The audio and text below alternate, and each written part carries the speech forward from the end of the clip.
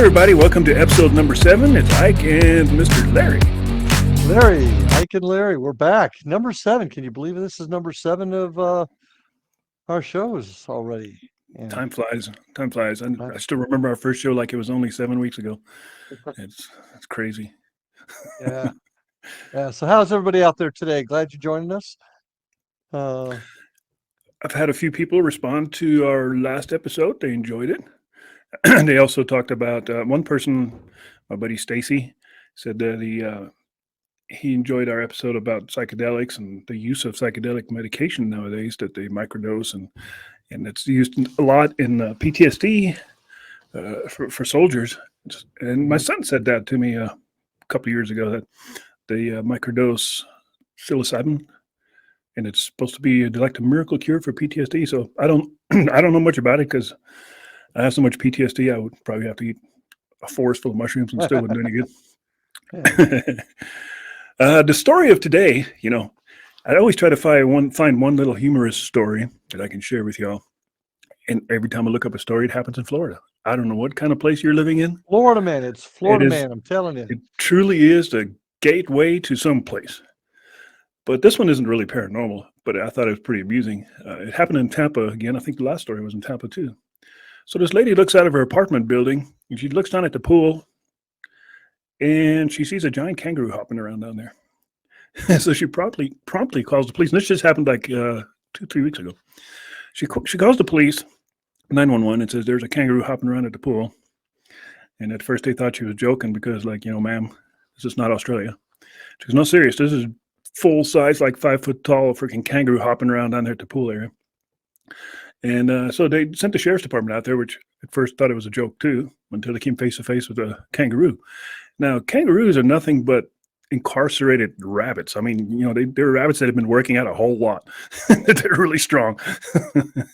So it took quite the sheriff's department. I came here, I didn't save the article. I just got a few notes here, but the sheriff's department came out there and tried to wrangle up this kangaroo, which was kind of unsuccessful. Then they called animal control out there, and it was like WrestleMania for a while until they ended up tranquilizing it and returned it back to the owner. I guess it's okay to own a kangaroo in Florida. Well, no, you can have permits. You got to understand something about Florida. Because of our climate, we have a lot of animal rescue areas. I mean, do you remember the Tiger Lion? Not the Lion King, Tiger King. I think it's called. Yeah. I mean, the entire tiger and lion home is in Tampa area. Emus are bred here. It's our climate, so you get a lot of exotic animals being brought here from like circuses and stuff, but also they grow a lot of them here just because of our climate. So pythons, believe it or not, oh please, pythons.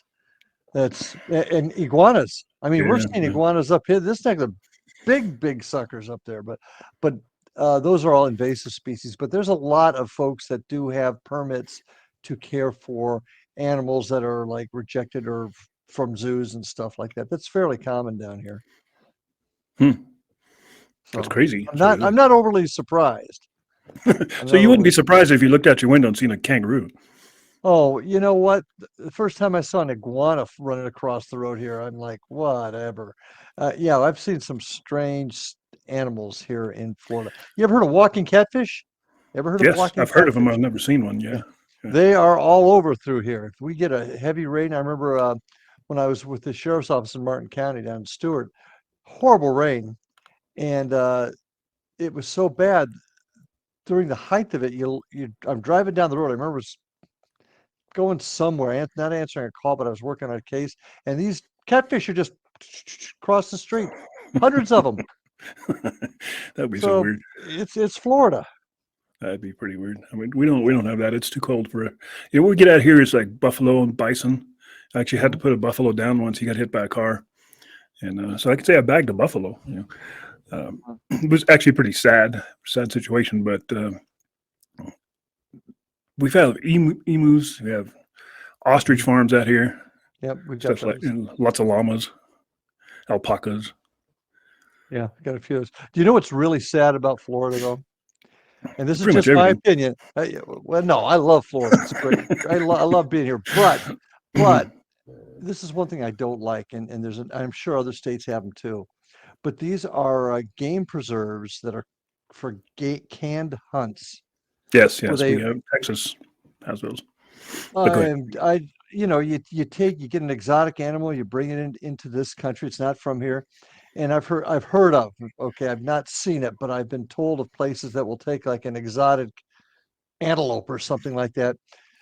They'll either the owners will guide the hunters to where the thing is, and at times will have the animal chained or somehow restricted in their movement, and they bag them doing that. I mean, I'm all about hunting to provide for your family. I've got no issues with that at all. But just to kill an animal That's ego driven. That has nothing to do with hunting anymore. Yeah, I knew a guy. absolutely. I knew an attorney, and his office was just full of pictures of him killing African animals. There's him posing with a dead lion. There's him with a dead elephant, and I'm like appalled by it. I'm like, dude, how hard was it for you to kill this freaking elephant? Why would you even go over there and pay 20 grand to kill an elephant? And Yeah. then they always have this excuse, well, it's wildlife management. I'm like, bullshit. These people are making a ton of money. There's management has nothing to do with it anymore.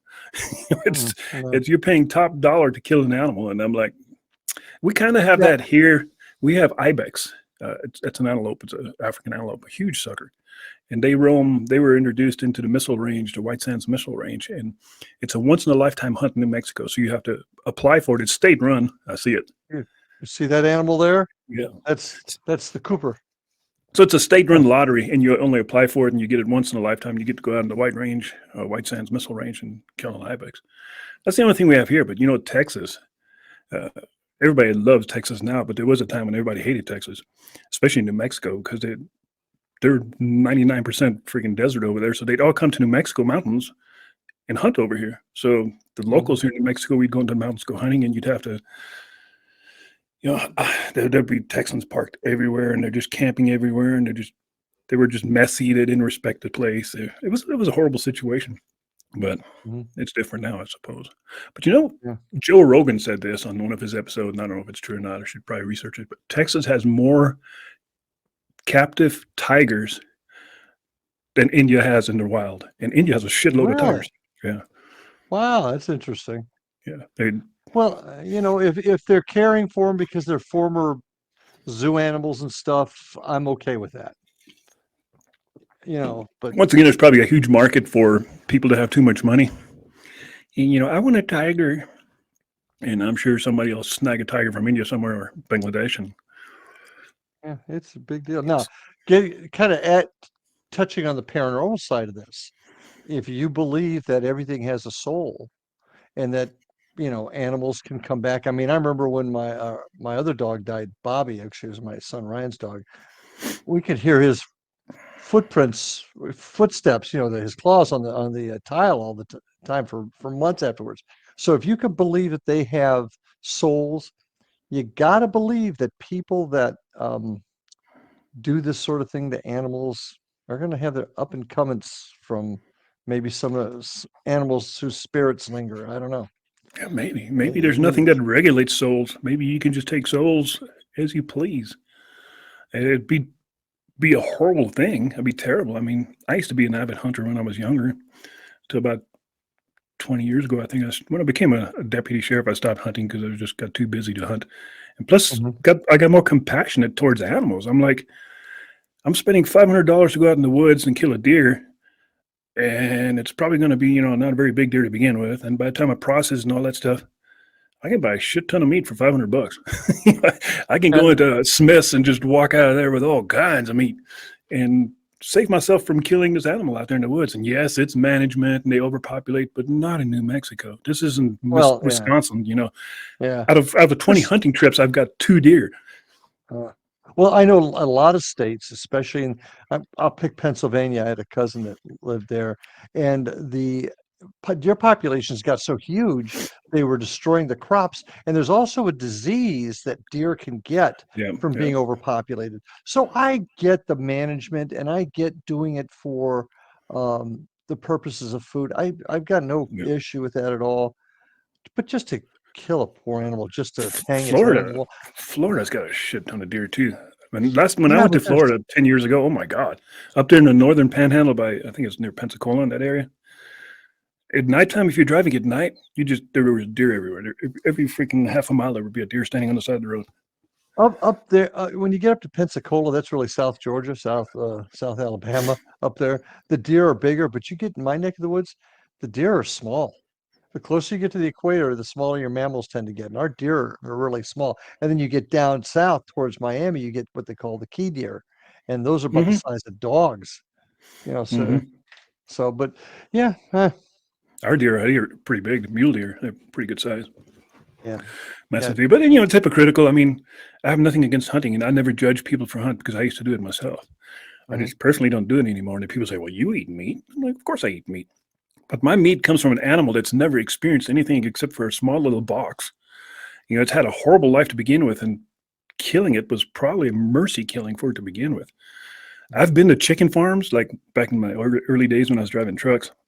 I had to deliver a bunch of conveyor belts to the Tyson chicken factory in Arkansas. And I got there, story time with Ike. I got there, and of course they're all union people, and they're on union lunch break and stuff. And like, well, we can't unload you for about another hour or so. I'm like, great. And some guy comes up and he goes, hey, do you want a tour? And I'm like, yeah, why not? And he walked me to the processing plant, and I was so appalled. I shit you not. I could not eat chicken for probably 6 months. The smell, the Yeah. sight, the look of chicken was just, that was an automated killing machine at its best. That thing was just whacking chickens at like 100 a minute. There was just chickens flying by on this, hanging upside down on this conveyor belt. And it was just, they were going so fast, you could barely identify them as chickens. It was just a blur of white.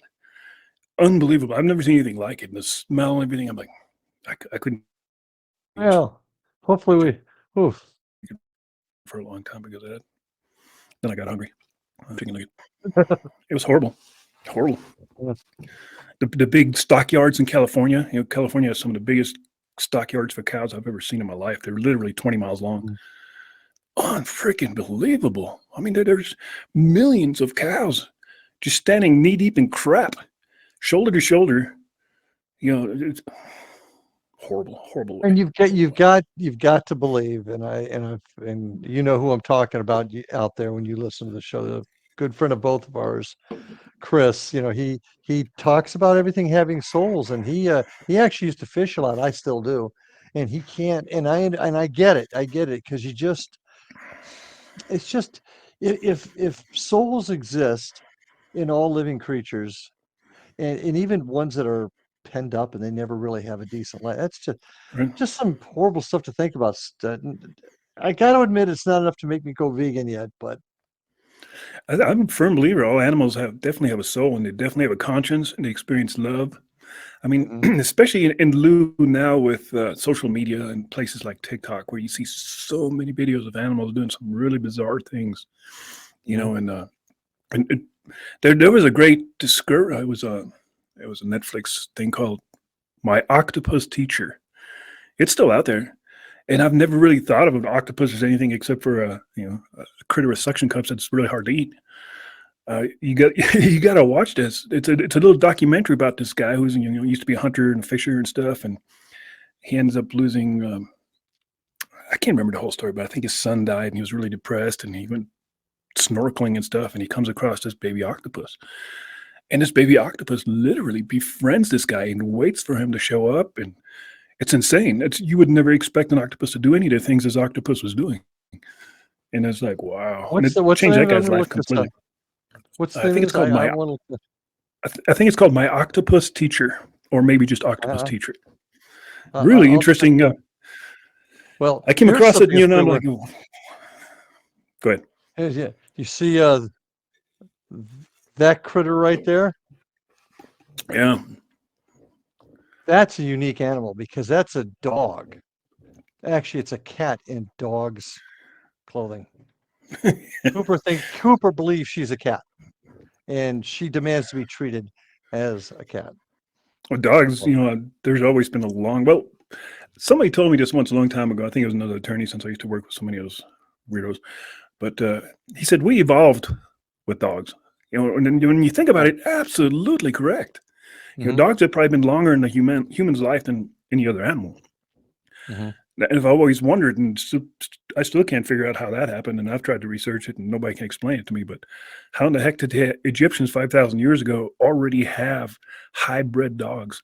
How did the Mayans Mhm. 5,000 years ago already have Chihuahuas? At what point, when in history, did they take the wolf and turn it into a Chihuahua?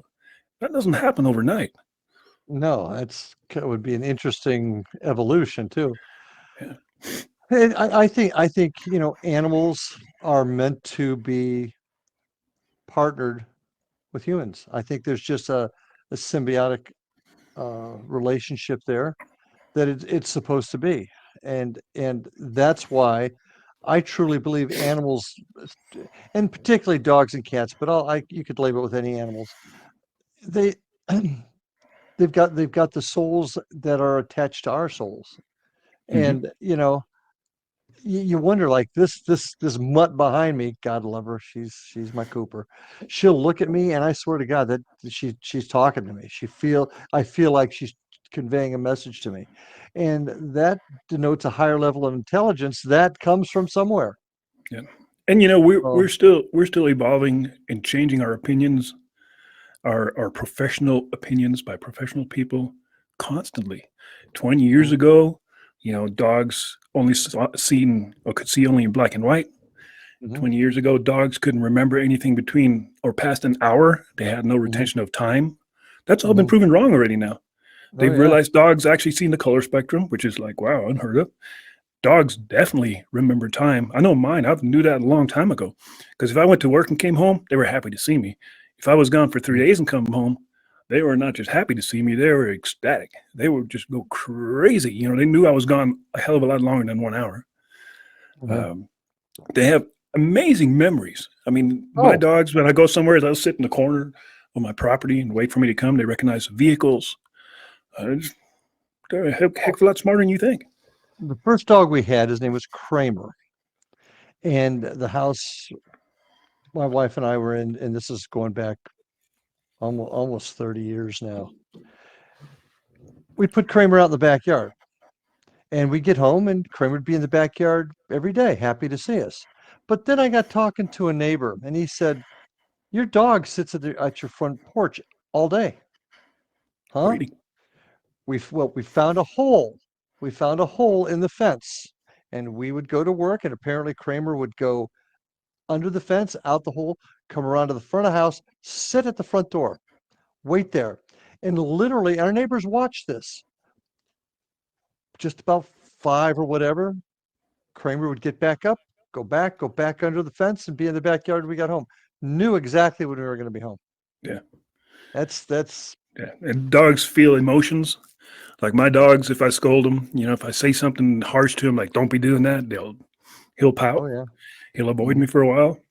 Hmm. It's amazing. I mean, and I think we recognize it with dogs more because we're around more dogs. But I think all animals have that capability. All mammals, for sure. I've, we when I was, I'm stuttering now, but cows are incredibly loving, caring creatures.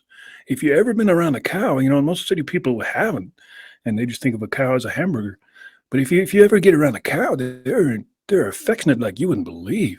They're like dogs, scratching Hmm. behind the ear. They'll hug you. They'll follow you. Horses. We've had Horse. horses. Oh my God, horses can be so attached to you. It's unbelievable. I had a horse that used to drive me crazy because I couldn't take 3 steps without that thing being behind me wherever I went. Mhm. They So say pigs are also very intelligent. yeah, just ask So, Debbie. My neighbor's got 2 pigs.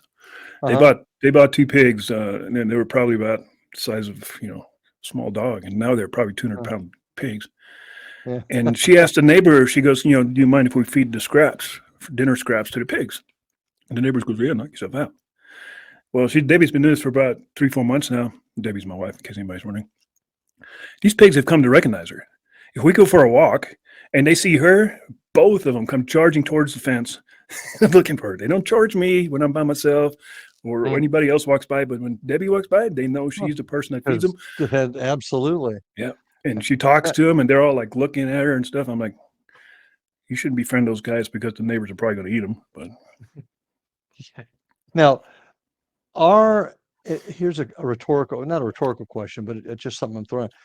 Are animals also in tune to another level of reality that we're not? For example, um, great story my brother tells. My father dies, and Tom has a lot of his stuff in a closet. And he comes home one day, and both of his black no, I'm sorry, his wife came home, and Donna sees both the black labs in front of the door where all of Dad's stuff is now packed, howling, scratching at the door. Donna also smells peanut butter, which is unusual for them because both Tom and Donna hate peanut butter. Wouldn't even have a peanut butter cracker in the house, but she smells the peanut butter. And the dogs are sitting there howling in front of this door and scratching to get in. Well, when she tells Tom about it, Tom tells him that Dad used to feed peanut butter crackers to oh gosh, I can't think of his dog's name now. It was so long ago. But did these dogs sense something, or do dogs, cats even? How a lot of the investigations I go on, people talk about their animals sensing things.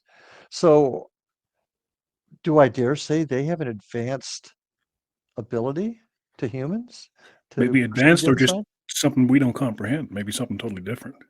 Yeah. You know, my dog Nira. She's pretty old now, and she's Uh-huh. hanging in there. She used to watch television. Now, I've never had a dog that even cared about television, but not Nira. She would sit Mhm. down in the middle of the living room and stare at my big screen TV, and especially if there was animals on there, she would just intently watch the television. I'm like, this Uh, dog is watching TV with us. She would bark at the TV if there was like something exciting, like if there was a dog running on TV, she would bark at the TV. But she every day she'd come out and watch television with us, and I'm like, and I've had dogs all my life, but that was the first dog. You know, maybe they're not all the same. Some may be more intelligent, maybe some have different ideas about different things, but this one definitely liked watching television, which was really bizarre for me.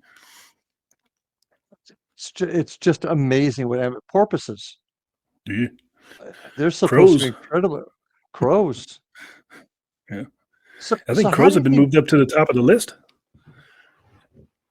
How do you think crows got the moniker or the reputation of being associated with the paranormal and evil? How do you think that happened? Was it because of their ability to perceive things? I think because they're dark colored and black and they're very noisy, but so smart. I had a pet crow when I was living in Germany. He just showed up in the yard one day. He was hanging out with the chickens. And eventually I captured him and brought him in the house. And what an intelligent, beautiful bird. I mean, they're really cool. Mhm. And he stayed with us for about 2, 3 months. And I'd let him roam free. I'd open the door and he'd go outside. And one day, me and my sister were riding our horses, and he would fly from tree to tree and just wait for us to catch up. And I remember one day there was a pack of murder of crows flying by, and he was looking up at him, and he just took flight and took off. Never seen him again. Hmm. Super affectionate bird. He would sit on your shoulder and you just pet his head. He would pick on you real gently. When you talk to him, he would turn his head like a dog does, like he's trying to understand what you're saying. Really, really smart birds. Hmm. They're incredible. They use tools. There's a lot of good documentaries out there on crows and ravens and their ability to use tools to solve problems. Like it's amazing. Like they'll take ants and stick them in the bottom of a jar, and they can't reach them. They'll take a stick, break it off, and take that stick and stick it in a bottle, stir it around until the ants climb on it, and then pull the stick out. Pretty clever bird. Wow. Well, I've always heard they were clever. That's an interesting story, though. Yeah, I think they've been moved up to the top of the list as probably one of the most intelligent. I think it's right behind the chimpanzee. Really? I think it's chimpanzee, crows, ravens, dolphins, and porpoises are really Mhm. smart. But I think they're figuring out everything is really smart. So the old adage that the size of the brain denotes intelligence That's what I was going to really say. comes into question, doesn't it? That's what I was going to say because crow and a raven doesn't have a very big brain. I look at the gray parrots, the African gray parrots. Mhm. They have a huge vocabulary. The brain's the size of a walnut. Yeah. So I don't know if the brain has anything to do with that. Well, we've talked about brains on the show and how little we know about the human brain. This probably even even solidifies that discussion that we don't really understand the brain, regardless of what creature it's in, because how does that happen? Yeah. You know, I mean, how why do some brains develop intelligence naturally and Mhm. other brains don't? Even in the humans, two humans could Oh, be exactly the same. Some are, dumber than hell, and others are fairly intelligent. I can, and I'm sure you can't, you would agree, I can't even count the number of people that I thought had a much smaller brain than they should have. Yeah, you know, they just they just can't think their way out of a paper bag. Yet you've got dogs that and cats and porpoises that can do all kinds of things. So, Absolutely. Another thing I've learned in my law enforcement career is is people, and I think we probably talked about this before, but people that hurt or get pleasure out of hurting animals, especially dogs and cats, mm, there's something wrong with them. People that get pleasure out of hurting animals are wired differently. And I think every serial killer in history, in United States history, got their start by abusing torture. animals. I Yeah, mean, it's an area of study I spent a lot of time in, and that's a very true fact. When you get a youngster, right around adolescence, maybe a little younger, that are just for no reason doing horrible things to animals, you need to look at what their future might hold. Yeah. yeah, absolutely. Um, So, I've always get very suspicious of people that hate dogs. Men, I don't say people, mm, but if I come across a guy, a man, and he says, I hate dogs, can't stand dogs, red flags right away. To me, that's a red flag. There's something not right with you. well, Don't if they were a kid, now there's a caveat. If they were a kid and they were attacked and hurt by a dog, there could be a psychological reason for that. I've seen that. maybe. It just, Yeah, you know, you're right. so I don't want, we shouldn't categorize everybody. I think generally you're right, but if somebody was attacked as a kid, there You're could right. be PTSD with dogs Yeah, too. but that's an altering event that happened in your youth. I mean, there's a lot of reasons. Maybe your daddy beat you and you hate men. Uh, Mm, there's a lot of things that can happen to your kid. But if you meet an sure. ordinary guy who's never been bit by a dog and Hmm. he just doesn't like dogs and hates dogs, there's already an underlying something going on there. I would Because agree. I'm not saying you need to take the dog in and French kiss him every day, but for you to hate him, I'm like, what's this hate all about? What you know? And I've known people like that. I've known there was I don't want to say his name, but there was a kid we used to deal with constantly when I was a fairly young deputy out here, and he would torture the neighbors' dogs. He would set traps, the old metal traps. What do you call those?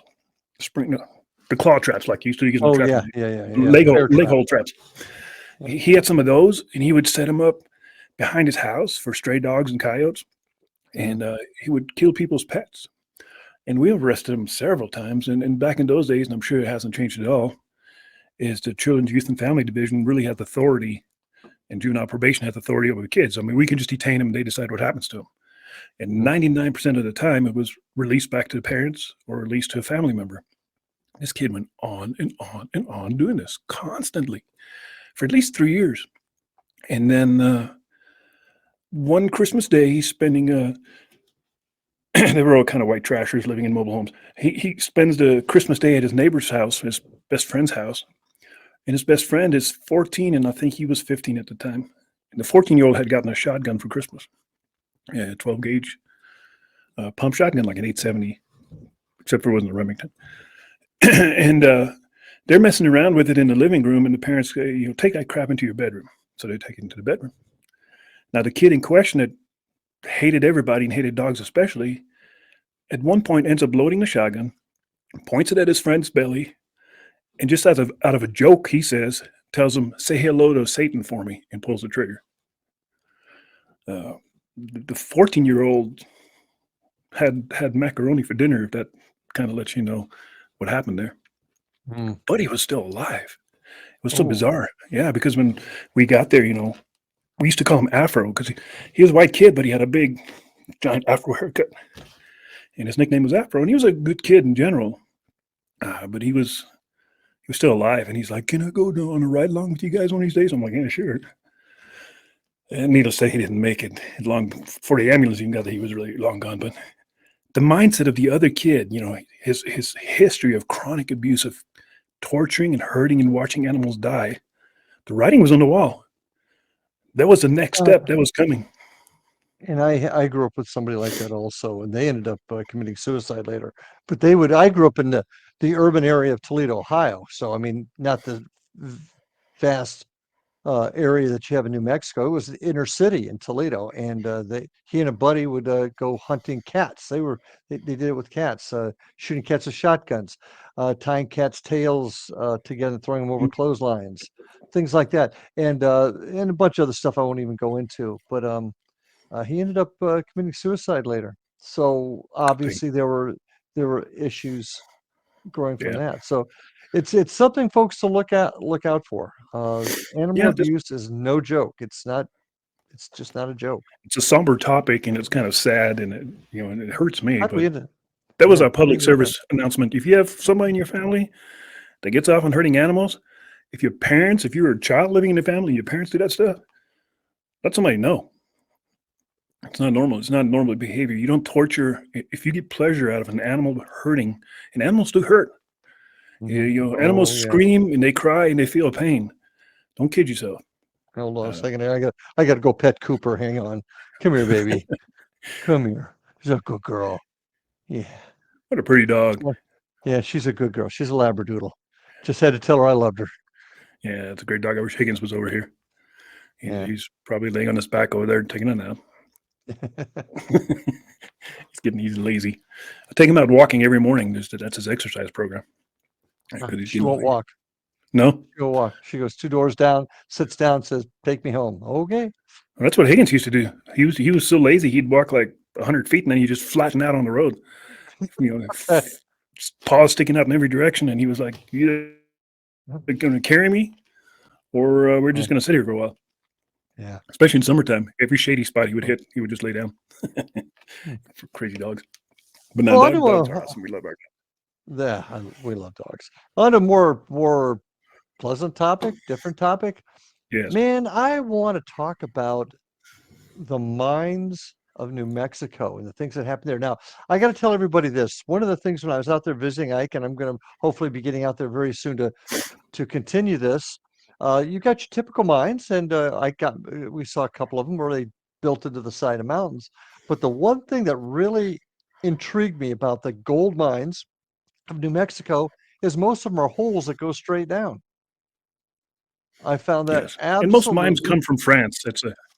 It's a French thing, and they come from France and usually dress up in white He and had to black. get he had to get the mime thing in there. He had to connect the two. So, but Sorry, I've been waiting uh, for that for the last 20 yeah, minutes. yeah, No, I get that. there's lode mines and there's shaft mines. Lode mines are anything that goes into the rock, and then you have vertical shafts and horizontal shafts. It just depends how ambitious the miners were at the time. I mean, clearly going sideways is a lot easier than going straight down. But there's so many mines out here, or used to be out here, that went 1,000 feet straight down.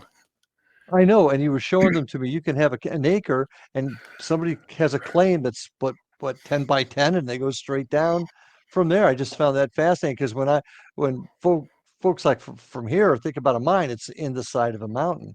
Yeah. Um, but I did find the things that we talked about there, and the minerals and the things that went on in mines as far as the paranormal, super fascinating. In fact, they even did a TV show on it. We talked about Mm-hmm. It was briefly together haunted, one time. haunted mine, I think it was called. But mines in general, every miner you've ever talked to, you probably don't talk to a whole lot of them out there, but out here, every miner you ever talk to out here will have a ghost story to tell you, or have a paranormal story to tell you. We said it before, there's something about mines, and I think it's a combination of a bunch of stuff. It's the ground, it's full of minerals, gold, silver, Mhm. lead, copper, iron, quartz, always quartz. But it's not just that. I mean, that's probably the battery that fuels all that stuff. But I think it's the drive of these super hard, tough people that don't exist anymore. These people, 100 years ago, left everything behind back east, Mhm. hoping they would come back in a few years rich men. And their dreams and hopes were out in the middle of these mountains. And there was no ambulance. There was no, you'd get hurt. You get hurt bad. You were screwed. These hills where we were at, where I took you, there's probably countless graves out there. Just nobody even knows of. There was no help. You fall down a shaft, you get a boulder hit you in the head, you're done. Super tough individuals. I'm just driven. So that drive that makes you into that person, I think that energy stays there. I mean, you left Okay. everything you ever had to come out here and make it, and the majority of them never made it. Hmm. But I think that energy, it stays there. It's residual. It's got to stay there. So you think that's most of it is residual type of experiences rather than intelligent haunts? Is I it think it's a combination of both because we've experienced okay? both out there. We've had several occasions. Though a funny one is I was driving me and Christine, my daughter, were driving up in that area, and we had the windows rolled down. It's summertime, and I heard it, but I couldn't hear what it said. But Tina heard what it said because it was on her side of the car. And there's a bunch of trees out there. There's a bunch of juniper trees, so you can't really see. But the whole area is peppered with shafts or just holes. But this voice says, "Get off of my claim." I heard it enough to where I stepped on my brake. I'm like, "Oop, stop." And Tina looks at me and she's like, "Did you hear that?" And I'm like, "Yeah." So I'm thinking there's some modern day prospector out there who's super protective of his claim or something. So we Uh-huh. stop, sit there for a minute, turn the engine off, and then we hike around there, and there's nothing there. There's nobody around anywhere. I heard the voice. She heard what it said, and she Hmm. swears it says, "Get off of my claim." Well, that's Wow. something. That's something an old miner would say. They were incredibly protective. That's another thing that Hmm. killed a bunch of miners. It's just mind jumping and just thievery. They were stealing from each other constantly, and that usually ended up with deadly results. There's some Mm. fascinating stories about that area. The Tom Paine claim had a huge shootout at the claim. It's on top of a hill, and it's one of those shafts that go straight down. They were all Right. camping there, and these bandits came along and wanted to take over the claim, and it ended up in a huge shootout. And I think everybody, like 4 people, got killed. One survived. Wow. That was pretty And intense stuff. is that near where you're at? I don't. That was further north, over by Cerrillos, which all general Okay. same area. It's all the same gold district or mining district, Hmm. just a little bit further up. But where I took you, some of these mine shafts are started by the Spanish. That's how old they are. And Wow. unfortunately, you can't go into most of them anymore. The BLM has either closed them off, they dynamite them, or they put Hmm. giant crates or steel grates across the front of them and keep it as a bat habitat so the bats can still go in and out. But Hmm. keep humans out because up until a few years ago, they were all open, and every once in a while, some person would fall into a mine shaft and die, Hmm. or get down in there and can't get back out and die. So BLM is making an effort across the whole Southwest, not just here, especially Nevada, where they're just shutting all the mines down, keeping people out of them. Mm. Well, I remember the one of the mines we walked into. It was a horizontal mine into the side, Mhm. and Drift. it was an intriguing combination of some modern stuff that was in there. It was obvious somebody had been in there mining in the last several years, and old antique type stuff in there at the same time. Yeah. I thought that was fascinating. And we only went in probably a tenth of the way because if you remember right, there was a hole that went straight down, and we weren't going to go around that. Yeah, I remember that well. And I also remember you seeing something because I got it on Yeah, film. yeah. You seeing something. How often when you go into the mines do you actually experience some sort of paranormal event? And what would you experience normally? What's common, for lack of a better term? Well, first of all, it's never the same thing twice. There's been more than once I've been up there and not experienced anything. And then Mhm, when you least expect it, that seems to be when something's happening. But I've experienced everything from shadow figures, rocks. The coolest one I've had was the rock being thrown at me because Christine's seen it happen. mhm, And voices, EVPs. I mean, there's always, if you wait long enough, something will happen. The rock being thrown at me was really cool because I think it kind of ties into the legend of the Tommyknockers. And the Tommyknockers, were Welsh, Irish miners. They came out here and they had the legend of the Tommyknockers, which were, they could be good or bad. They would either mhm, warn you of impending doom, like a collapse, or they'd be bad and try to hurt you because you're not supposed to be there. The mhm, verdict's still out on what exactly their goal was. But I was standing in this entry portal of a mine shaft. I'm probably 15 feet in, and It's beautiful because the sun's shining right into the portal, so I'm really lit up really well. And Christina's standing in front of me, and she's got a camera facing me, and I'm getting ready to shoot a IDK video over there. And that's the first time we've seen this portal. So I'm standing there, and first me and Tina went in about 15, 20 feet, and we hear people talking, like two people having a conversation. So we're thinking, there's a good chance we're trespassing, even though there's no signs there. The owner of this mine shaft came up the road, and he's confronting us. That's the first thing I'm thinking, like, oh crap, the owners are here. Mhm. So we promptly walk back out to the entrance of the portal, and we look around, and there's nobody anywhere in sight. I'm like, wow, heard these voices. She heard them. So Wow. that's when I'm getting ready to shoot my video, because I want to explain what just happened, because we weren't filming at the time. So that's when I'm standing at the entrance of the portal facing outward, and she's facing me with the camera. I'm just getting ready to talk when a rock hits me right in the back of the neck. And it's about the rock the size of a quarter size rock. Chunky enough to where definitely you can feel something hit you. Not a little pebble. And I look at her all perplexed, and Tina's like, did that rock just hit you? I'm like, yeah, because you could hear it hit me and then hit the ground. It's like plop, plop. And I asked her, I said, where did that come from? Because initially I didn't think anything paranormal. I'm thinking it came off the roof. Right. She goes, no, I seen it coming from behind you in an arc. And because the sun was shining directly at me, she could clearly see it. She goes, it came from inside the mine shaft and it hit you right in the back. And then I got the chills. I'm like, oh, wow, I know there's not anybody in this mine shaft, even though we didn't go all the way to the back, but we would have heard somebody get close enough to me to throw a rock. You see how noisy it is walking those things. It's all crunch, crunch, crunch. Yeah. And everything, all the sounds echo in there. Nothing snuck up on me and threw a rock.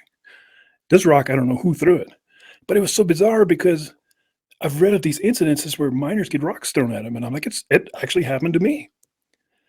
So we leave, and we come back probably 2-3 months later, and I'm going to do some EVPs over there and do some real investigation. Now I got all my gauges and tools with me, and we pull up to this portal, and there's this really strong odor of kerosene. It's emanating. It's everywhere. And I'm like, where's this smell of kerosene coming from? No idea. So we get the flashlights out, and we start walking into the portal. Right about where the rock hit me, it kind of bends a little bit to the left. Total collapse. The shaft is completely caved in. So this shaft collapsed between the first time I was there and this last time I was there, within the last 2-3 months. So you can't help but wonder, that thing that threw a rock at me, was it telling me, don't come back in here because this thing's about to go? Was it a warning? Or did it collapse because they didn't want anything else in there? Yeah. It's odd that a shaft that's probably over 100 years old would decide to collapse just in that time frame of 3 months. It's been standing all this time. And suddenly now this is, how recent was this? This is within the last year or so? No, this happened probably 3 years ago. 3 years ago, okay. BLM, I got a hold of that portal and completely caved it in now. We went back, me and Tina went back last summer, and they went back in there and completely caved it in right from the entrance. I guess when you lose a claim, because you own these claims, you don't outright own them. It's BLM land. You just own the mineral rights.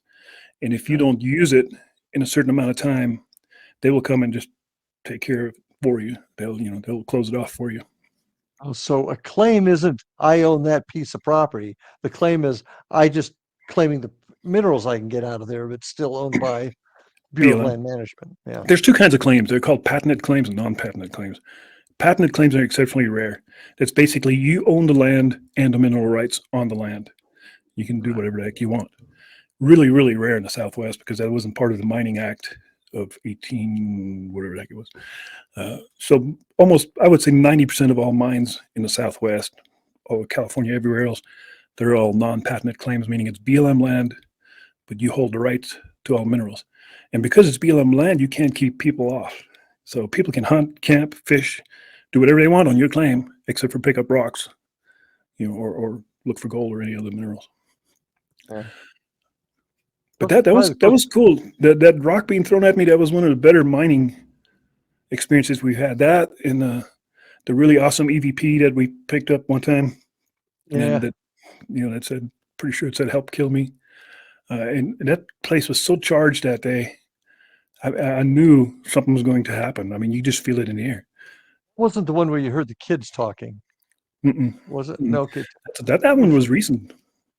That was fairly recent. But once again, it's another one. I went there with the intention to investigate, and I Mhm. spent at least an hour and a half hiking around that area, and I'd stop every 15 or 20 minutes, and I'd do EVP recordings, and I'd get my EMF meter out and see if anything's going on there.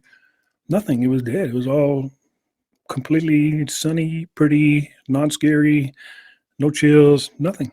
Mhm. Until I got Mhm. back to my vehicle and ate a sandwich, and then Mhm. I thought I seen something that I have never seen before, which was an outhouse that had caved in, and I'm like, hey, I've never seen an outhouse out there before. I was going to walk over there, and as I walked over there, I heard that door slam, and that prompted me to turn my recorder on because that door shouldn't have slammed. It wasn't that windy, Right. and that's when I picked up those EVPs. Yeah. Unsolicited. I wasn't asking questions. I just, and most of my EVPs have always been caught that way. Very Yeah. seldom do Yeah. I get an actual response to something I asked. It's usually something that's You do. joining me in what I'm doing. Isn't it the way it always works? It's when you least expect it, you're not prepared for it. It just sort of happens. Maybe it has something to do with the expectation they feel from us. If we're not expecting it, they're more likely to talk. I don't know. They always have to put their 2 cents in. Most of my EVPs have been that way. Like they have to chime in with what I'm doing. Hmm. Like I'm doing something and I say something and they either affirm it, they say, yeah, you are, or something, similar to that. A good Uh, example of that is when I was looking at the cemetery up there in Chama, New Mexico, and there's tons of old graves up there, which was a fascinating thing. But there were voices agreeing with what I was saying or mocking what I was saying. I would say something like, I believe that's an old Civil War soldier. And the EVP would say, I believe, you know, over my voice or at the same time or right after I say it. And I'm like, why is it saying it's as if it's walking along with me and just confirming what I said? mhm. Like, I believe that's a Civil War soldier. I believe. And Wow. that's happened several times.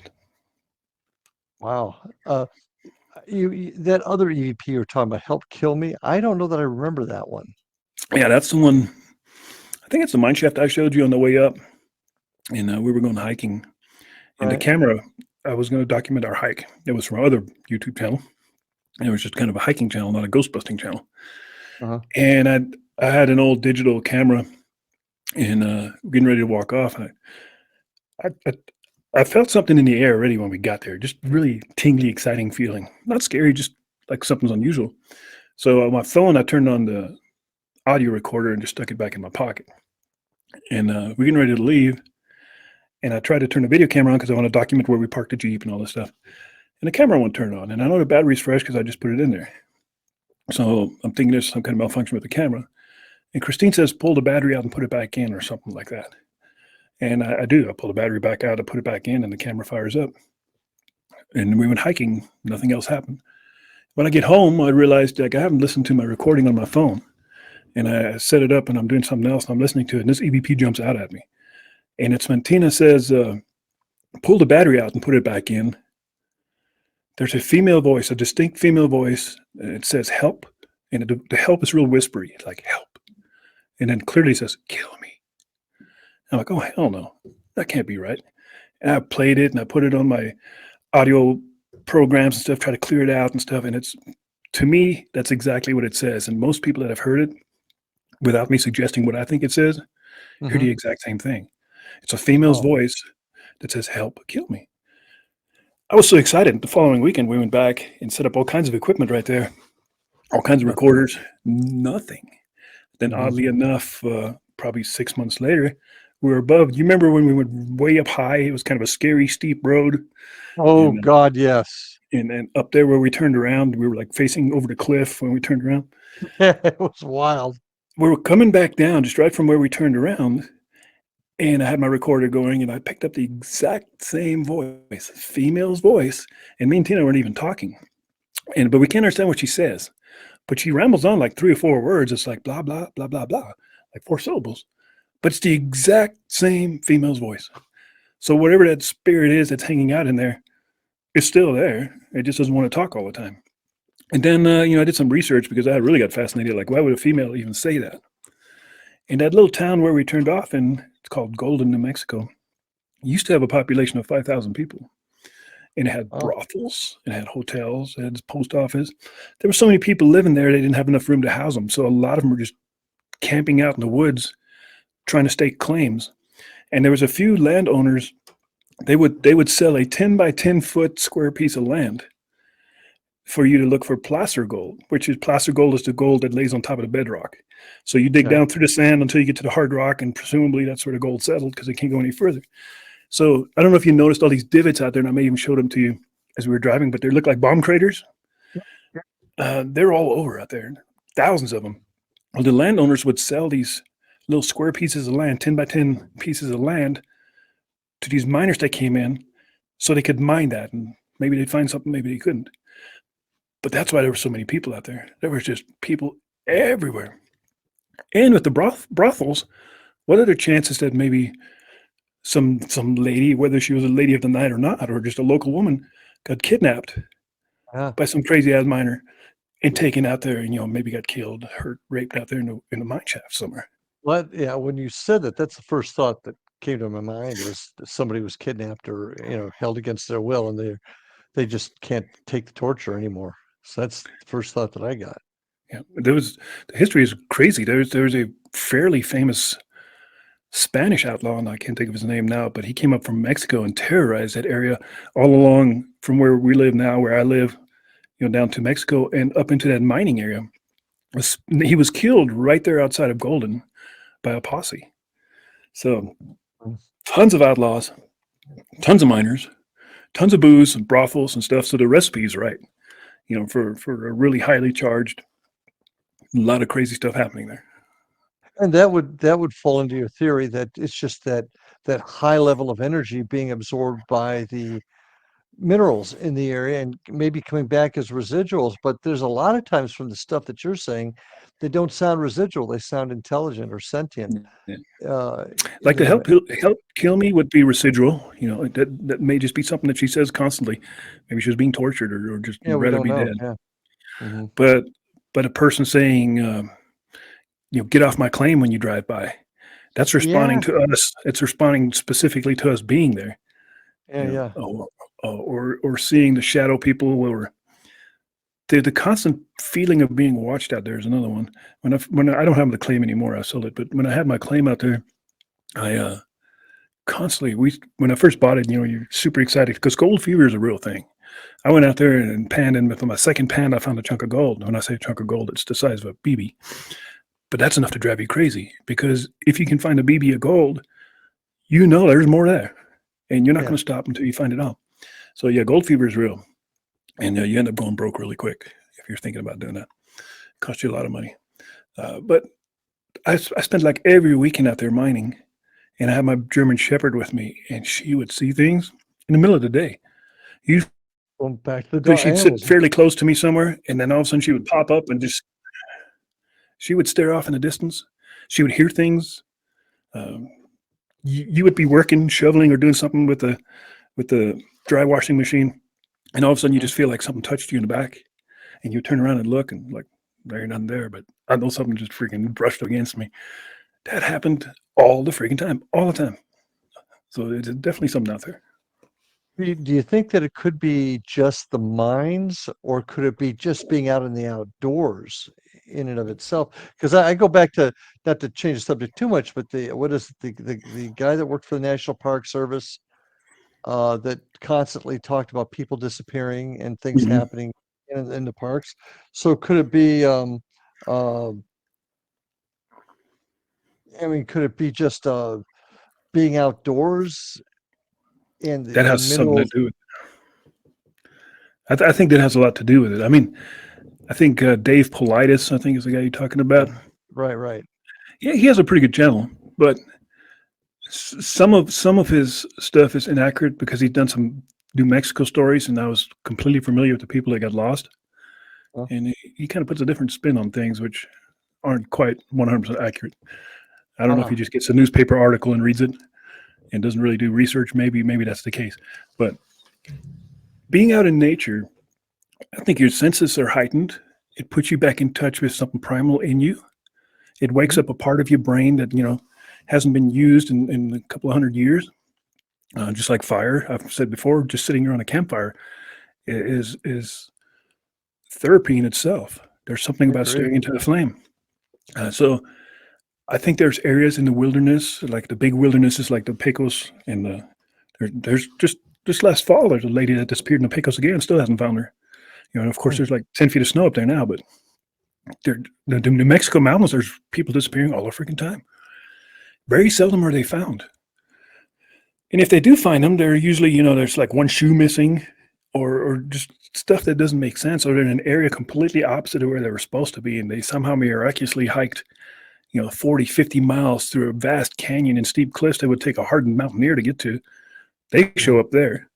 Or kids that Hmm. get lost. A 4-year-old child gets found 20 miles away from where he was lost.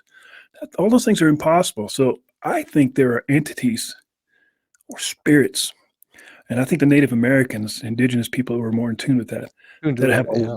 have a lot to do with out there with the wilderness areas, because you can feel it sometimes. It doesn't have to be a mining area at all. You can be hiking, because I used to do a lot of hiking, and I still enjoy hiking. You can come around a corner somewhere in the woods, and suddenly you just feel it. You're just like, Hmm. oh, something's not right. Something's watching me. Something's not there. And, maybe it's a bear, maybe it's a mountain lion, but it doesn't feel right. Something doesn't feel right. And there's been more than once where I've backtracked. I'm like, okay, that's as far as I'm going to go. I'm going to hike back. Well, another side of that, how often as cops have we had that gut feeling something ain't right? Yep. So it all can be connected, and I think your theory that it happens out into the wilderness because it just opens up parts of our brain being out there. It opens up parts of our psyche that we're just not used to. Just saw an interesting TV show. It was a True Detective. Jodie Foster was in it, and it happens in Alaska.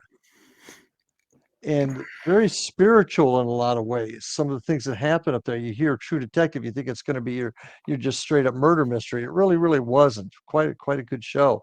But that also talked about that native, that indigenous type of feeling and abilities that you have out in the wilderness, out where there's nobody else, where there's no skyscrapers and things. Yeah. And, and it doesn't have to be Southwest wilderness. I'm sure the same thing happens to Oh you in the no. swampy areas of Florida or the forests of Europe Oh, and Germany. It may not be the natives, but it's the pagans, the Celts, the indigenous Germanic people that lived there for thousands mhm. and thousands of years. It happens everywhere, and there's just Oh, thousands of stories of modern day people that go hiking and they come across something bizarre in national forests and national parks, because that's the oh biggest yeah. wilderness areas we have. I see a shimmering area in the distance, and I've never seen it, but it's a portal. So many people have seen portals. So many people have seen weird light anomalies coming in and out of mountains, or just hovering light balls or orbs that are traversing certain areas. It all happens in the wilderness. That that brings up an interesting thought. Have you seen Secrets of Skywalker Ranch? I just started You've watching seen that. Yeah. now look, I got to be honest with you. I believe that most reality shows are made to entertain and contain mostly created events. But I'm not getting that as much from that show. I don't know how you feel about it. It seems better than the original one at the ranch. This one is where they go to different ranches all over the country, right? No, The this is the one. This is that just that they're doing just the work at Skin, not Skywalker, Skinwalker Ranch. Skinwalker. Right. There's actually Um, an added one now that just came out on. yeah, I've seen that one. I've seen that one too. That one's actually pretty good. Although I question what a CIA agent analyst would have any kind of knowledge about the paranormal, or how he would be, because they throw it out all the time. He's a CIA agent. Well, that's like saying I'm an Right. FBI agent. FBI agent, are you operations, Careful. or are you sitting in a office somewhere 24/7 every day just doing analytical stuff? I've known a bunch of FBI agents, Oh that yeah, have never got their hands dirty. They sit just shuffling right. papers all Analyst. day Yeah. long. And CIA is the same way. So were you an operative? Were you a spook? Or were you just sitting in an office building somewhere shuffling papers around, wondering, oil consumption of foreign countries? Doesn't make you an expert in the paranormal, but they keep throwing it out, and that kind of irritates me a little bit. Yeah. But he I, seems to I, be all right. I mean, uh-huh. they do a fairly good investigation, even though Me and you could do much better. They leave out Well, of so course. much. They leave out so Yeah. much stuff. Since you haven't Well, watched it, I can't really talk about it. But they well, leave I've out. wa- no, I've seen it. I've seen it a couple times. I'm a bigger fan of Skinwalker Ranch, but I've seen that one, and I think that happens a lot of shows. Now, in fairness, there's a thing called editing, Oh yeah, and yeah, editors get involved, and they take out stuff to us would be pertinent, yeah. but to them they thought it was, kind of unneeded. I can't get the word out. Yeah, Um, it's unnecessary. yeah. The problem So is when you claim to bring in experts on a show like Taylor, the scientist guy. right, right. He's been proven wrong so many times already, and they really lose credibility. If you bring in an expert and the expert jumps up and down like, "Oh my God, I found the Holy Grail! This signal, this radio signal, It's the radio 1.6 signal. is Yeah, it's never been heard of, never yeah. been used," and then you It's find not, out that every satellite cell phone uses that signal. Every 1.6. Yeah, computer somehow manages to use that signal. It makes you look pretty stupid. So you're better off not claiming you're an expert and just roll with the punches than claiming you know it all and then be proven wrong, because from that point on, you're sure. always going to be assumed that you're wrong. Yeah, the 1.6 thing was a disappointment because they made a bigger. But then again, that's TV, and that's where you get into the whole, people are watching it and want to be entertained. But do you think that the claims, because big guy Bigelow was out there prior to it, people have been saying things have been going on there for years. Same type of obviously way northeast of you, but um still the West. Do you think that's kind of being out in the One wilderness? 100%. I Okay. think Skinwalker Ranch is notorious because Robert Bigelow and now this new guy uh, dealt with it for many years. But I think those places are everywhere. I think anywhere in the wilderness, New Mexico has those places. In fact, Mm. the Blind Frog Ranch people supposedly bought a ranch somewhere down in southern New Mexico by Lordsburg, which they're Mhm. going to start running an episode out there fairly soon, from what I hear. They've been doing live frog, I thought. Yeah, well, yeah, they Yeah. they they're right next to Skinwalker Ranch up there in Okay. Utah, the Blind Okay. Frog Ranch, and it's a Live frog. interesting show too. That's one I almost got to go to work for until they Oh yeah, yeah. went a different direction. But it's pretty fun to watch. But once again, it's entertainment, editing, and directors that want to sensationalize everything. And Why does there some semblance of truth to it? I think so, 100%. I think Yeah. That's that's why I like the other Skinwalker Ranch, or the follow. It's I can't remember what it's called. Continued Skinwalker Continued or something like that, with the CIA guy, because they go yeah. to all these ranches, and they go to one in Nevada, they go to one in Arizona, Hmm. and they all seem to have the same problems. When they interview the old people, the old ranchers, they interviewed that one guy, he's like 80 years old, Hmm. and he sits there and tells you, and he's a no nonsense old rancher, and he says, "Yep, I seen that light hovering over there, and I seen something come out of it, and yep, I seen my Hmm. cow." You tend to believe that. That's an old guy telling you what he believes he's seen, and that's pretty cool. And what I liked about the whole thing is like the cattle mutilation. That's one thing I can 1,000% say. You've been there. I've been there. Ghosts and stuff. You can say I've been there, but then you always have that little thing in the back of your head. Maybe I wasn't feeling right. Maybe I imagined it. Maybe I didn't. But with the cattle mutilations, when I watch an episode and they say, yeah, the eye was missing, one ear was missing, the tongue was missing, had like a surgical cut around it's junk. It's Okay. penis and balls, and they were missing. Okay. The anus was cord. Yeah. When I mean cord, it was like an apple plugged out. When I've How was seen it that. again? How was it Just again? popped out. It happened to me once. Oh, Luckily, I was able to put it back in. But TMI. yeah, it was sad. But I've seen that in person. So when I watch those shows, and you can say, well, it's editing, it's bullshit. This cow's been dead for a long time. Why are the cows always dehydrated when they show them and been dead for a freaking year already? I'm like, well, sometimes it takes a while to find your cow. But second of all, I have seen it. I have been there. I have seen a cow in the middle of nowhere with no footprints, with no blood, no tire tracks, and all the exact same parts missing that you just said on your show. And this was in the middle of nowhere, New Mexico, and nobody was making a show, and there was no editor or producer involved. It was just Yeah. me and another deputy, and we're like scratching our heads, like, what the hell just happened to that cow? And I think those kinds of stories from you are important because I know you, so absolutely everything. When you say this, believe it without question because I know you. But there's no way to make maybe half the people of the show. They can't comprehend it because they've never seen it. You And some know, people don't want to believe, and that's true. everybody nowadays with the internet is an expert. And so many people just get satisfaction of proving you wrong. That's just the goal in life of so many people now is just like, I can prove you wrong. It was predation. It was just natural Mhm. decomposition. It was, everybody's like, dude, you weren't there. You know, you don't lose one eye completely out of your socket and still have the other one in your eye socket nice and shiny. You don't have one ear completely cut off flat at the skull. And, why is your tongue missing again? Why is your penis missing? Why is your Well, butt well, cord? I you just like saying that, don't you? Um, I do. It's a new T-shirt but slogan. Don't get your butt cord. Yeah, I like that. sorry, folks. It's like I try to keep them corralled, Yeah, it's a but more. serious thing. Well, I think the important part of this is, and you've insinuated, you haven't really said it, but you've insinuated towards it. These are all surgically removed items. It's not like Absolutely. ripped off or torn. It's surgically removed. Well, that's And a way of saying it. I'm not a surgeon, and I've never actually watched. Well, I've seen autopsies, so I can say I've seen yeah, I was gonna. things get cut off with a surgical scalpel. But these are super clean, nice cuts, Mhm, nice and mhm, straight. There's no blood. mhm, People say it's been cauterized. I didn't really pay that much attention because if it was cauterized, you would probably see some kind of color change or burning marks. But I didn't mhm. notice that. I just noticed that, especially the penis and the cord butt and the testicles.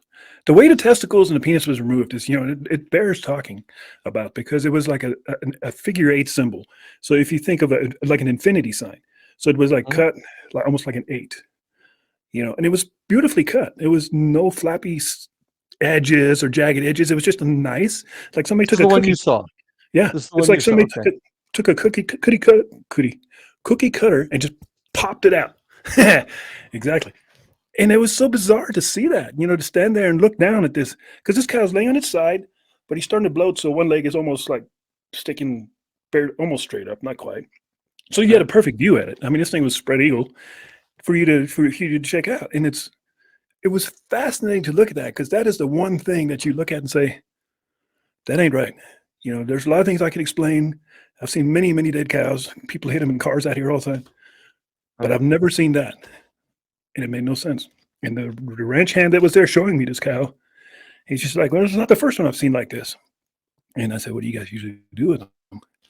Well, we just drag them off over here to the pit. These guys have hundreds of acres of land. They just drag them Uh-huh. somewhere and let the coyotes take care of them. Yeah. But he said he's seen it before.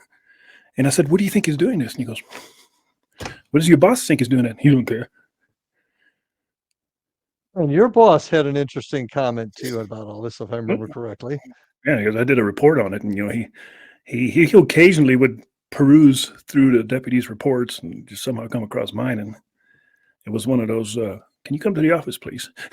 I'm like, oh, what I do this time? And he's just kind of holding up the report. He goes, "What the hell do you think you're doing?" And I'm like, "Oh, it's a report." And he says, "We have better things to do, more important things to do besides chasing around dead cows. You need to start getting your ass busy." I'm like, "Well, okay, yes, boss."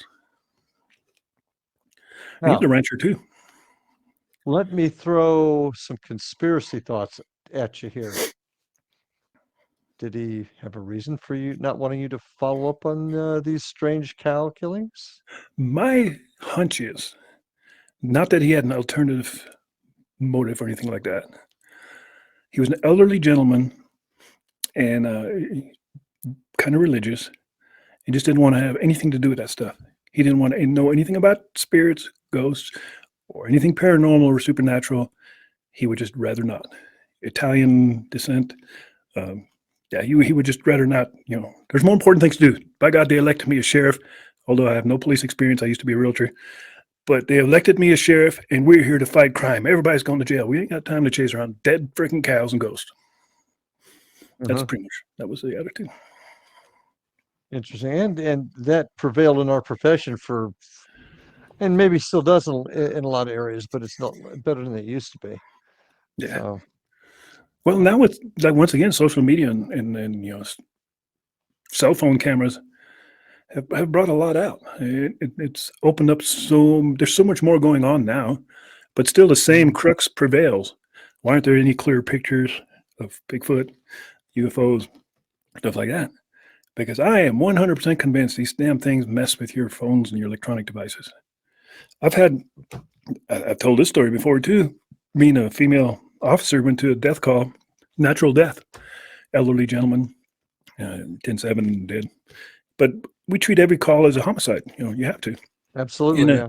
So I'm the camera person. Not only am I wearing a body cam, but I'm also had a handheld camera, and I'm videoing the entrance to the front door, doors, go inside, kitchen's the first room, check the kitchen, the refrigerator, the cabinets, is there food in the house, long before we get to the body. The body's in the bedroom. He died on his bed. And then into the living room, do the whole living room, and finally get to the bedroom and the medication on the counter and what's this and that, everything. You know how it works. And then finally the body. And then my shows up and he's rolling the body around, checking for ID and stuff like that. And I'm filming everything. And then we're done with the body, they bag it, and I'm continue filming the rest of the house.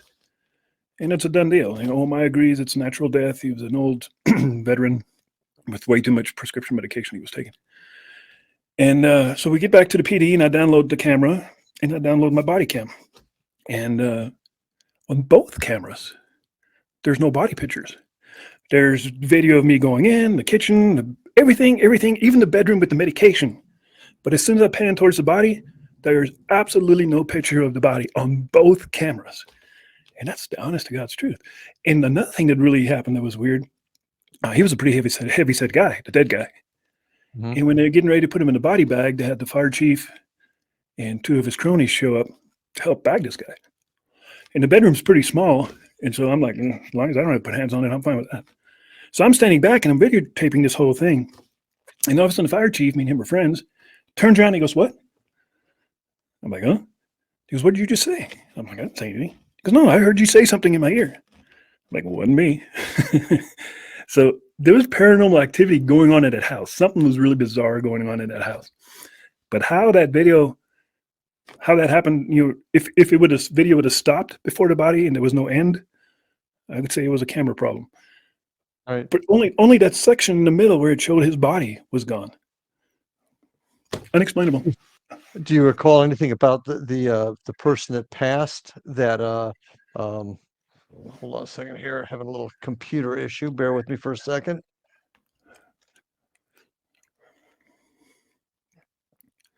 Here we go. So sorry about that. Anything about that person that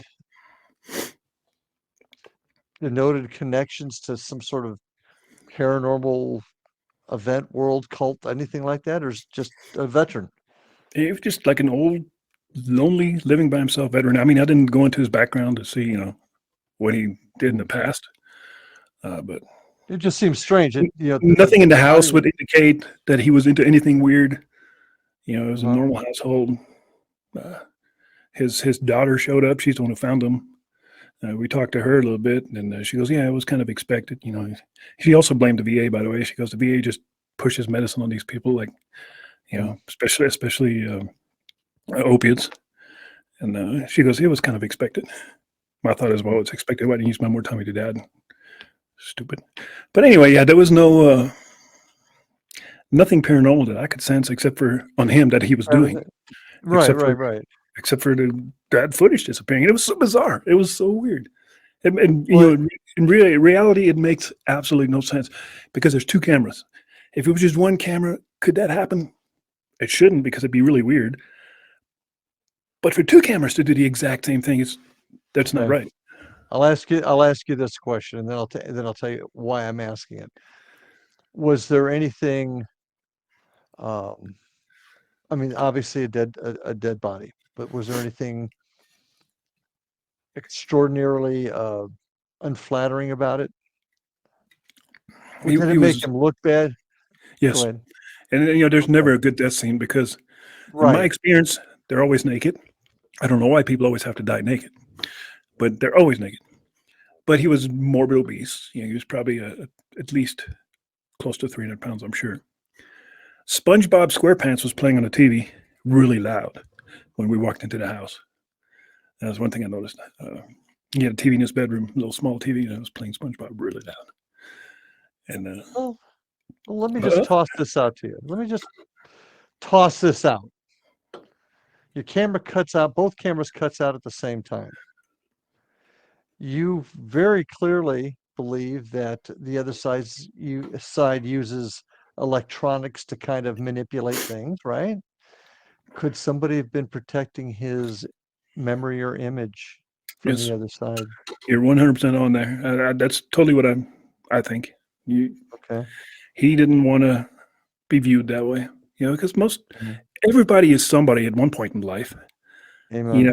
I mean, the poorest of the people. I mean, when I see homeless people and people say, damn homeless people are worthless, get a job. Those people are these drug addicts. At one point, we're also kids who had parents who loved them. Everybody was somebody at one point in their life. And I'm Yeah. sure he was too. He could have been a military, a veteran hero. Who knows? Who knows what he's done in the past? You don't want to go out freaking 300 pounds naked on your bed and having a bunch of men manhandle you and stuff you in a bag and make jokes and little snarky remarks on the side, because they all do. If you think, this, but you people listening, if you think that doesn't happen, you're definitely wrong, because that's how these guys handle it. It's the dark humor is how people that see death and destruction all the time mentally deal with it. And it, you may not agree with it, but it is a fact. Yeah, there's no dignity in death. That's why I always said, when my time comes, I want to be somewhere in the wilderness. Give me, a couple of bottles of whiskey, maybe some opiates or something, and just let me go to sleep. And, leave me alone. I don't want OMI, or I don't want anybody chopping on me and digging on me. Not that I would feel it, but I'd rather not. Called having some dignity. Yeah, I get you. I do. So anyway, that's that story. That's what that speaks to me. And when you take your theory about the use of electronics to manipulate things by the other side, it all kind of makes sense, doesn't it? And I've had things like that happen too. And I don't have a specific memory of a case or an event, but I know I've had similar things happen where why didn't I catch that? Is this picture bad at that spot? Maybe. I think sometimes they can also affect your thoughts, where in the afterlife, or not the afterlife, the afterthought, when it's all over, you tell yourself, why didn't I do that? Why didn't I think of doing that?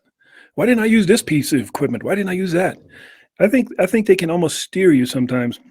Now, the digital devices, all the electronic devices, we've all experienced that more than once. Batteries dying that shouldn't die, glitches, freezing up, that kind of stuff. It happens more often than not, especially when you're looking for Sasquatch or UFOs, in my experience.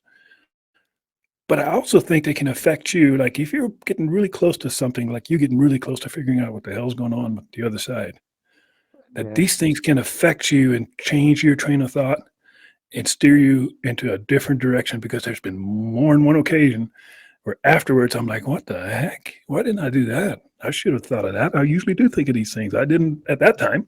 What happened? And that goes along with the theory is maybe something doesn't want us to find out the answers. Right. I mean, once again, more questions, the more things we think of, the more questions we have. Yeah. I mean, messing with your mind, my best example of that is, this is all about me show today. Quality time with Ike, I guess. But my best example of messing with my mind is the story I tell, where I was racing my buddy home, and he lived in one direction, I lived in the other, and it's 2:30, 3 o'clock in the morning. And I'm heading towards that. The deal is the first one home calling off duty on the radio wins. And we both lived about the same distance away from our houses, 8 miles in each opposite direction. And since it's 3 o'clock in the morning, I'm doing like 90 miles an hour down this little 2-lane road, just hauling butt. And I come over this rise, and as I come over this rise, there's two people standing on the road, on the white line, fog line. So I scoot over as far as I can, and I'm on the brakes, slowing. I pass them up, I make a U-turn, and I come back. And there's two people standing on the white line. One's a man, one's a woman. They're mannequins in my world. The male mannequin is really tall. He's at least 6 foot tall, has a white beard, looks like a farmer type. He's wearing blue overalls, coveralls, and he has a silver chain draped across his shoulders. And I remember looking at him like, what the hell is this chain all about? It wasn't attached to anything. It was just draped a chain over his shoulders. He had like a white beard, white mustache, glasses, a cap, and he was standing pretty straight. And he had his right arm out like that, and linked in his arm to arm, like old people walk, is an old woman. And she's really short. She's probably like 5'2", 5'3". And she's period dressed like from the early 1900s, long flowing white flowery, had like flower print on it dress. She's wearing like short little stubby high heel shoes, black shoes. She has a purse. She also had a purse hanging off her elbow where she was linked elbows with him. And then she also had a black purse hanging off her elbow. And the thing that I remember the most is the eye color in those guys. He had startling blue eyes that were just piercing blue eyes. I mean, it was like silly blue eyes, just didn't make any sense. And I don't know what happened. I'm sitting there, I'm 3 feet away from him because I pulled my unit up right alongside him with my spotlight, and I'm shining my spotlight up and down him, and I got my alley light on, which is a light on the side for people that don't know. And so they're pretty well illuminated. And in my mind, I'm thinking, that's a hell of a prank. Who in the hell would put up 2 mannequins at 3 o'clock in the damn morning on the road? There's no cars except for me. What is the point of this? So I roll up the window and I leave. And I'm about 3 miles away from my house. So I'm driving home. I don't really even think about it. I get home, and as I shut my unit off and power my radios and my radars and all that crap off, then it hits me. I'm like, wait a minute. What the hell was that all about? Why didn't I even tell dispatch? That's total protocol for us, and I was a stickler for that. Well, you tell dispatch anything unusual in case something happens, they know where the heck to find you. That was your lifeline, you know?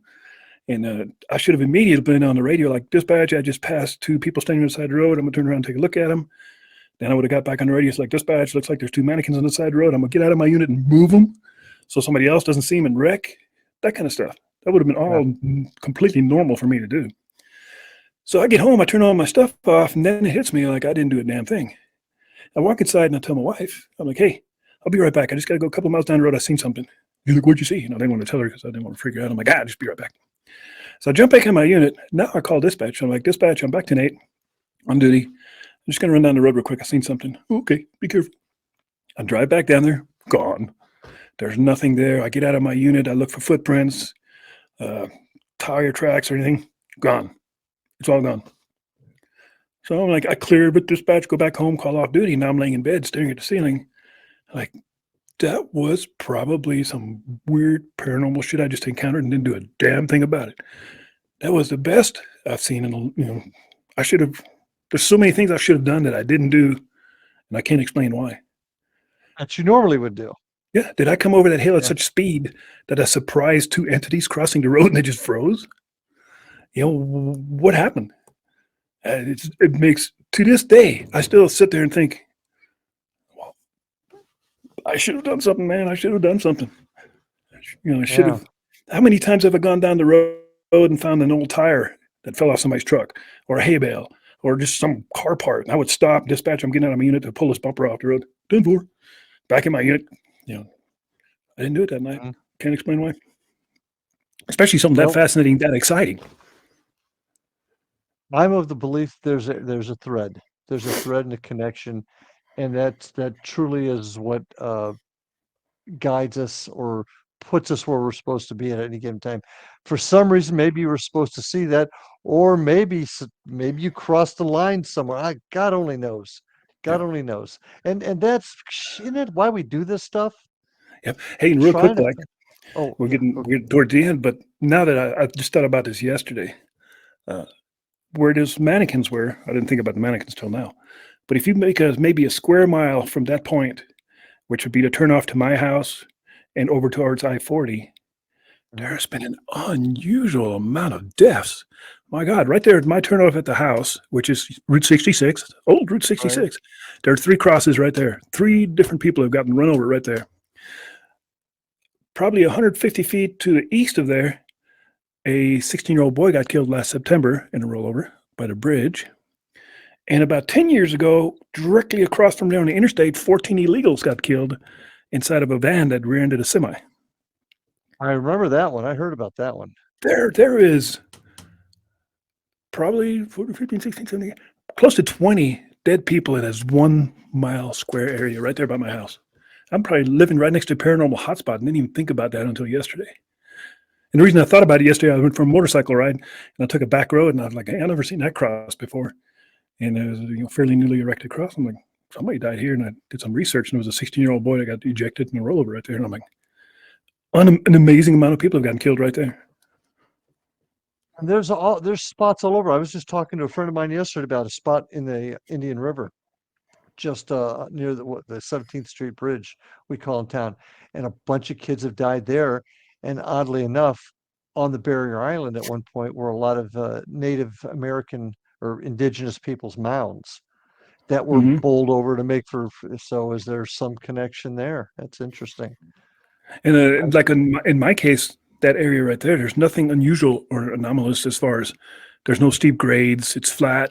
There's no curves. There's no intersections. There's nothing that, could be potential causing crashes because of that. It's just straight stretch of road. I mean, there's no reason for all these people to die right there. Mm-hmm. Interesting. The one I knew one of the ladies. I used to deal with her when I was a police officer. I got killed there 2 years ago and 3 years ago. And her car broke down and she was walking right there at 10 o'clock at night in the snow and got run over. Right there where the other two people got run over. Almost same spot. Within 20 feet, 3 people have gotten killed. And there's nothing about the road that would make it more it's visible. There's no grade. There's no curves. There's absolutely nothing unusual about it. Yeah, there is something unusual about it. People are dying there. Yeah. So wow.